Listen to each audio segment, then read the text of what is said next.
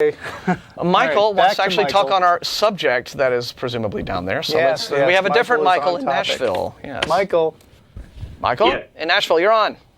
Hey, what's going on, guys? good. I mean, nothing. It's just We're doing a show. hijinks and tomfoolery. I actually had a little story to present on the topic that you guys had. I didn't want to take more than 5 minutes because you guys got other callers. Okay.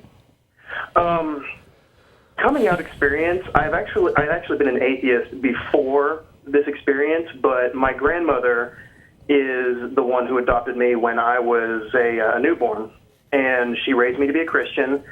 And from age 4 all the way to age 15, let's say, just Christian, she had me watching this at-home show, but, whatever. Anyway, I began questioning my faith at around 16 and wasn't really believing at 21, and then I became, I did a lot of studying like Matt did, and I didn't talk about it to my grandmother, and eventually just got to the point where she kept trying to shove these stories of the Bible down my throat, and it's like I'm sitting there thinking to myself, Mom, I know this stuff, okay? So one day I finally just got back at her and said, look, it's not real. And Well, that's, blunt, but, Yeah. Okay. she snapped. This woman, this is an old lady, okay, 70 years old. She snapped. Her face turned red.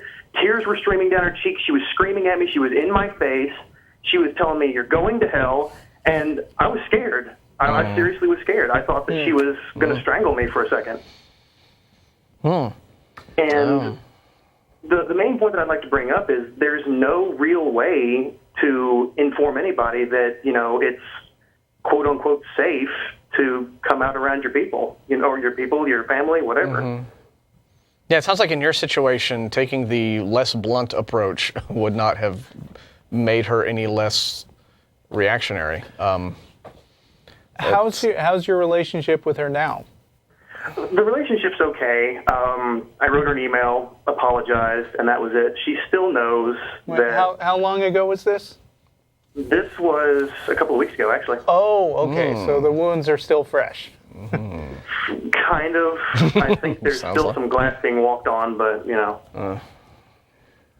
Yeah, well, the thing is, I know a lot of people now who have had to have this coming out thing, and it seems to me that there is not one story that did not involve a significant amount of conflict and heartache, but there's also not one story, except for yours, because it's not done yet, that in the long run didn't sort of settle down into, grudging dealing with it. Yeah, this is why, the best we can tell folks who write us in, and I guess your experiences seem to confirm this, is that there's really no big one-size-fits-all piece of advice to give. You just kind of have to read what's going on in your own sort of family situation. And sometimes their family dynamics are going to be such that you just can't. But you said what you said out of a sense of frustration that, she was just hammering you with this stuff. And as Russell pointed out before, there's a certain limit that you reach when you kind of say, all right, look, meet me halfway on this. But it's very hard when someone is that. Religion is not about meeting anyone halfway. And so when someone has been that absorbed into it, you're going to get that kind of, and you're going to see a side of a loved one of yours that you're not going to like very much. But this is why I say to folks, okay, if you can't be compassionate and patient, at least be understanding that they are the ones who have this really debilitating delusion to overcome, and they're the ones who are having a hard time with this. So not have you. compassion and empathy. Yes, while you punch them. Right, and the whole empathy thing is, I've tried to understand why she believes what she does, and the belief in a God and that all the things in the Bible happen. She believes the Bible word for word, and I just can't believe it. Seriously, unicorns, demons, angels, gods. Zombies. Come on. That's stuff that you find in games like World of Warcraft, Russell. Hey, now.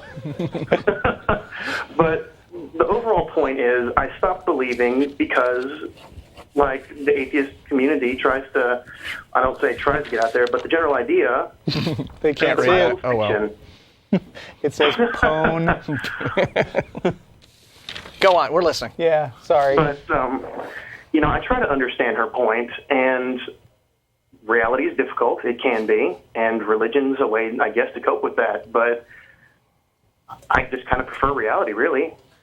That simple. Nice place. And the very idea, that just knowing that she was in my face screaming at me just kind of just broke something, it felt like. But, Well, yeah, what it broke was that family bond, right? That trust, that sense of security that you get, that you're supposed to have, that of all the people in your life who aren't supposed to go psycho and be all up in your face are your family, if no one else. And religion has that power. Religion has that power to just snap families in half like that.